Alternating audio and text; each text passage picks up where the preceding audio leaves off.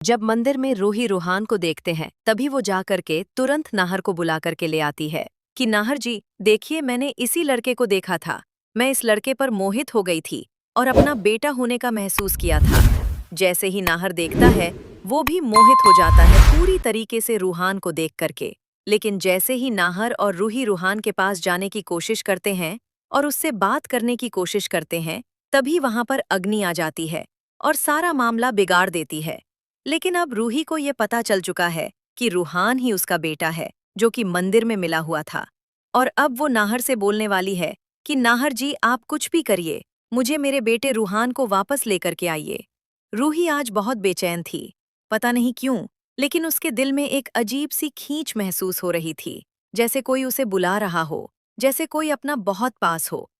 वो धीरे धीरे मंदिर की सीढ़ियां चढ़ती है, हाथ जोड़कर आंखें बंद करती है और मन ही मन भगवान से प्रार्थना करती है कि अगर उसका बच्चा कहीं है तो बस एक बार उसे उससे मिला दिया जाए। उसकी आंखों से आंसू गिरने लगते हैं और दिल में सालों का दर्द एक साथ उमड़ पड़ता है। प्रार्थना खत्म करके जैसे ही वो मुड़ती है, उसकी नजर एक छोटी बच्चे पर पड़ती है। करीब 5-6 साल का वो बच्चा मासूम चेहरे और बड़ी बड़ी आंखों वाला था, लेकिन उसमें कुछ ऐसा था जो सीधे रूही के दिल को छू गया। उसका दिल अचानक बहुत तेज धड़कने लगता है और उसके भीतर से आवाज आती है कि यही उसका बच्चा है। बिना कुछ सोचे वो उसकी तरफ बढ़ने लगती है, लेकिन अचानक रुक जाती है क्योंकि उसे लगता है कि नाहर को भी ये देखना चाहिए। वो तुरंत बाहर जाती है और नाहर का हाथ पकड़कर उसे अंदर ले आती है। उसकी आवाज कांप रही होती है, लेकिन आंखों में पूरा यकीन होता है कि उसने अपने रूहान को देख लिया है। नाहर पहले तो थोड़ा हैरान होता है, लेकिन रूही की हालत देखकर वो गंभीर हो जाता है और उसके साथ मंदिर के अंदर आता है। जैसे ही उसकी नज़र उस बच्चे पर पड़ती है, वो कुछ पल के लिए बिल्कुल स्थिर हो जाता है। उसकी सांसें जैसे थम जाती हैं और आंखें नम हो जाती हैं। उसे उस बच्चे में अपना ही अक्स दिखाई देता है। रूही की बात अब उसे सच लगने लगती है और दोनों बिना समय गवाए उस बच्चे की तरफ बढ़ते हैं।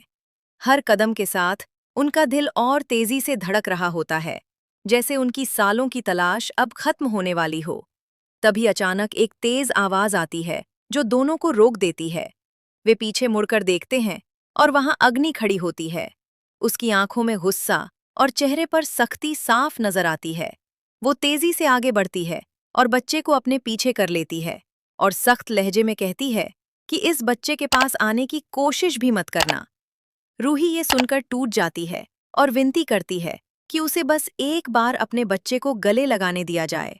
वो बार बार कहती है कि ये उसका रूहान है और वो उसकी माँ है, लेकिन अग्नि उसकी एक भी बात मानने को तैयार नहीं होती। वो उल्टा उसे ताना मारती है कि माँ होती तो अपने बच्चे को छोड़कर नहीं जाती।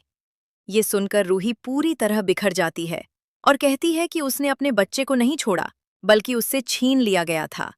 नाहर भी आगे बढ़कर सच बताने की कोशिश करता है, लेकिन अग्नि दोनों की बातों को पूरी तरह नकार देती है और साफ कह देती है कि ये बच्चा उसी का है।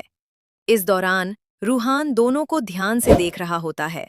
उसकी आंखों में एक अजीब सी उलझन होती है, जैसे वो कुछ महसूस कर रहा हो, लेकिन समझ नहीं पा रहा। तभी रूही धीरे से उसका नाम लेती है और जैसे ही वो रूहान सुनता है, वो एक पल के लिए ठहर जाता है। उसकी आंखों में हल्की सी पहचान की झलक दिखाई देती है, लेकिन अग्नि तुरंत उसे वहां से ले जाने लगती है।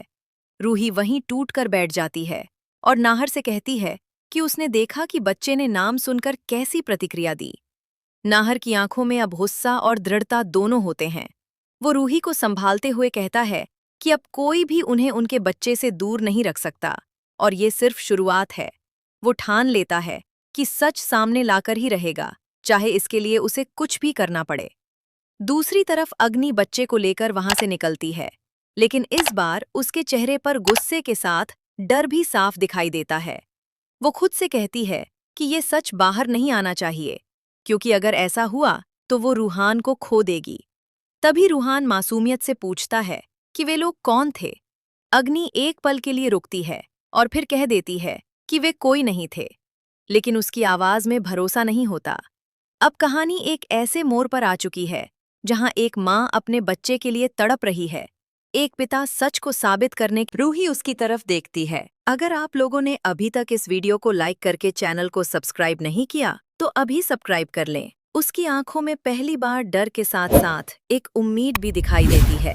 वो कहती है कि उसे अपने बेटे को वापस चाहिए, चाहे इसके लिए उसे पूरी दुनिया से क्यों न लड़ना पड़े। नाहर सिर हिलाता है और उसी वक्त फैसला कर लेता है कि अब ये मामला भावनाओं से आगे बढ़कर सच और सबूत तक जाएगा। उसी रात नाहर अपने पुराने दोस्त और वकील कबीर से मिलता है। कबीर एक तेज तर्रार और अनुभवी वकील होता है, जो मुश्किल से मुश्किल केस को भी पलटने की ताकत रखता है। नाहर उसे पूरी कहानी बताता है, रूहान के जन्म से लेकर उसके अचानक गायब हो जाने तक।